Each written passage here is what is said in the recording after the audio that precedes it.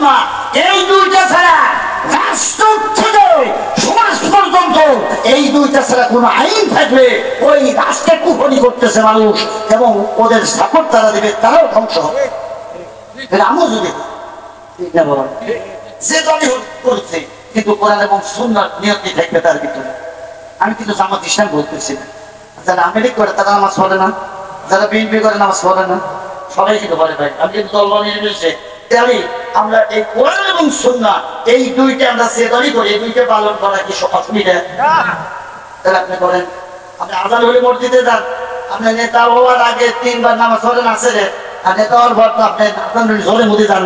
এত বড় শয়তানের ভোট আর কেউ দেন না, আসল শয়তান। হ্যাঁ, হাদিসে আছে কোন মেম্বার চেয়ারম্যান যখন মসজিদে যাবে ওয়াল হক ইমামতি করতে হবে।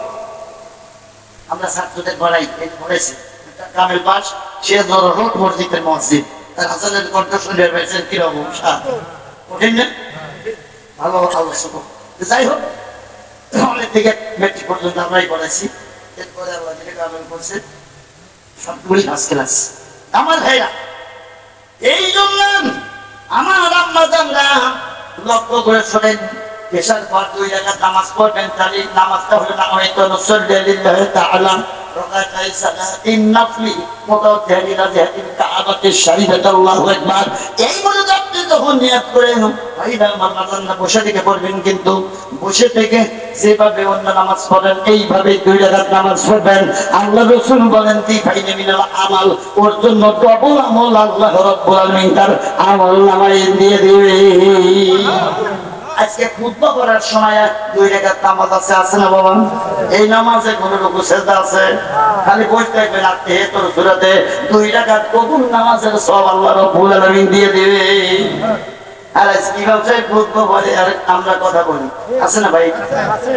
করতে কত বড় ওই দিন একটা স্পষ্ট মাসলা জেনে নেন, কেউ যদি মসজিদে যায় আমি মওলানা শাহাদত হোসেন আছি না, ওই ডিসিএস সিনা সত্য বড় ব্যারিস্টার আছে পাশে আসুদি পাশে হয়, তো ওই জায়গায় সবাই সমান, যে যেখানে জায়গায় পাবে সামনের কাতারে বসবে, আপনি ওখান থেকে না পারেন তারপরের কাতারে।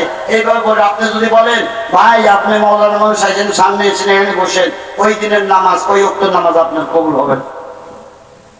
যদি কেউ ঘরে পৃথিবী ঠেকাইতে আমার এই মাছটা ঠেকাই যায়, আপনি যদি কাউকে ডাকেন সামনে এসেন আপাতত ওই নামাজটা আপনার কবুল হলো। নাউজুবিল্লাহ। দেখছেন বাবা, এই জন্য পরমাণিক করা মানে অত দরকার না।